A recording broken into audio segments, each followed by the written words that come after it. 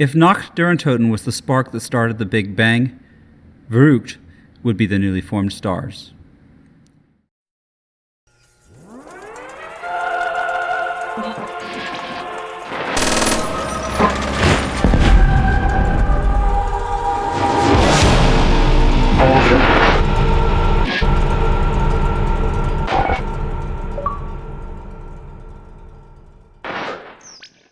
Return Through Aether is an audio presentation of RadZakpak's nostalgic 10-year anniversary tour of the COD Zombies Aether maps, voiced by myself, Naberzunter, for the Call of Duty Zombies forums.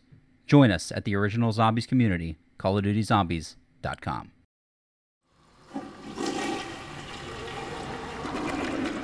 VERRUCKT is taken for granted to an even higher degree than Nacht for many reasons. 1. It's the second map. Who cares about the second man on the moon? It's Dr. Schuster, by the way. 2.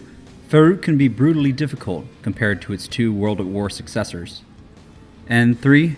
Instead of introducing new weapons and ways to upgrade weapons, it introduced more passive mechanics to aid in survival, traps, and perk machines. To add to that third point, I start to understand now why Treyarch felt the need to change up the perk system with Black Ops 4.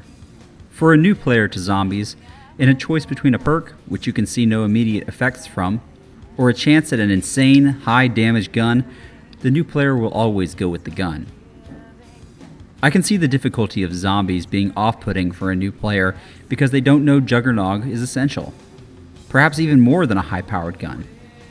Add in a dash of dashing zombies and tight map design, and you have a recipe for a forgotten map.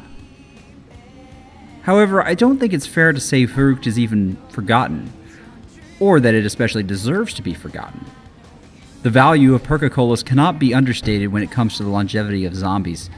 Even when the environment around you is oppressing and terrifying, there are always those drink machines with happy tunes and a lively design to keep your spirits up. Perca-Cola machines should clash with the setting, yet they don't. They work incredibly well. In a way, the cheerful design contributes even more to the unsettling atmosphere. You need a little revive.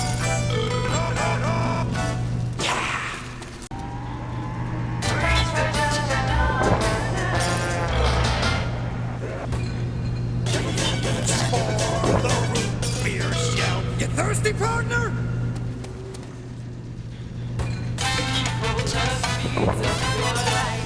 In my game, once again, the Black Ops Resurrection version, I started on the American side, and was disappointed as I realized I could not buy the god-awful Springfield from the World at War version.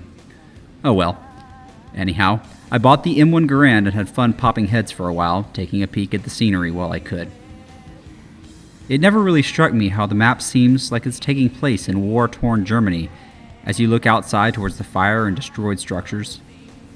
Weirdly, every time I walked into the morgue area, there was an explosion sound, which was really distracting as I went in and out of the area 5 times in a row.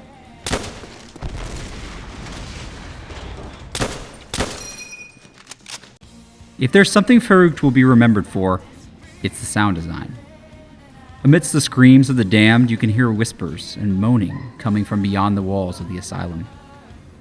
It feels very much alive and dead, as you hear a man screaming for his life as he's dragged to his own death somewhere near you. You will never see him, and he will never see you, yet it triggers an instant sympathy and dread for what is coming your way. But of all the ambient sounds in VERRUCKT, the most unsettling to me is the numbers from the power room, a reference to a long-lost element of zombies lore.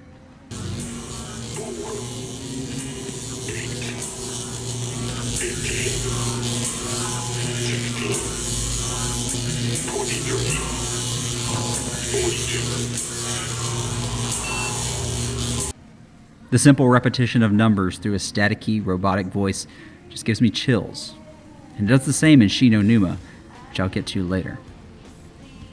Another element oft forgotten is the inclusion of a story. Well, not a story in the traditional zombie sense, as untraditional as it already is. Simple writings of asylum patients on the walls provide only vague hints of something larger. I'm not even sure all these ramblings even make sense now, but they sparked discussion for quite some time before Shino Newman provided actual characters, and Deriza provided voiced radios with backstory. To add, the beautiful and legendary Lullaby for a Dead Man, Elena Sigmund's debut, became an early chronicle of something larger. Something about a girl and her father. Verruckt's story was exactly what you wanted to make of it, and there is certainly some beauty in that. I ended up trying the strategy I knew best back in the day, playing the map, which was simply running throughout the entire map, turning back to shoot around the spawn area. I never got the Winter's Howl, so it really stuck out to me how I did not have a get-out-of-jail-free card, apart from Quick Revive, which wouldn't even have been an option playing solo back in World at War. Verrukkt is a cruel mistress. For all its cruelty, Verrukkt can also be a great teacher. I ended up being foolish and getting trapped as I tried to run back for the box at the beginning of a new round, getting cornered in the worst possible spot as my HK-21 was simply too slow to keep me alive. And thus, I died on round 15, back to the wall.